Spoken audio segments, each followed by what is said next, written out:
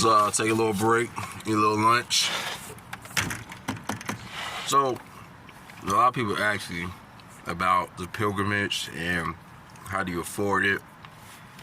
Listen, when you become a pilgrim, you dedicate your life to the Republic, right? And you rip yourself of a lot of things, a lot of comforts that kept you complacent, right? So, I don't have to pay rent. I don't have to pay electric bill, none of that, because I'm no longer renting. I only pay for my car insurance and gas. That's it.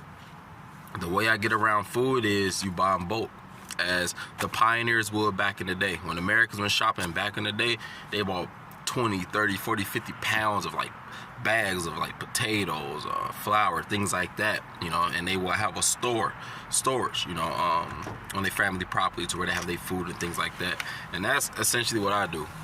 Or as any nomadic tribe, they'll try to, store things and travel with it. And I'll have a 20-pound bag of flour, rice, beans, and sugar in the back. A lot of different spices and bouillon cubes to make different broths and stuff. And you'll spend, let's say, for example, Arizona, I'll be at the Salt River there, Tonto National Forest. I could spend out, let's say, 2-3 weeks there, and then I'll spend one solid week just door dashing, day and night door dashing, right? You can make by the end of the week anywhere from $700 to about $1,000 some, right? Easily, especially out here. And that's enough to last me for 3 months. I could live off that for 3 months because I'm only using it for gas. The food is going to last me at least 2 to 3 months alone. And then I use some of that money to buy, for example, when I got into Arizona, I bought a fishing license, a trapping license, and then, for bird and shit.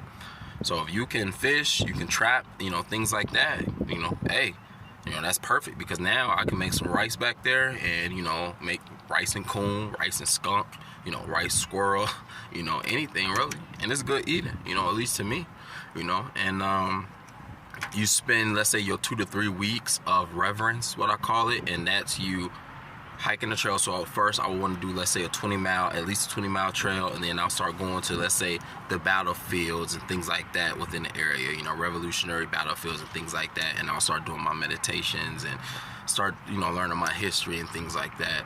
But for the most part, to be a pilgrim, it doesn't require a lot of money at all. It's just, you got to give up a lot.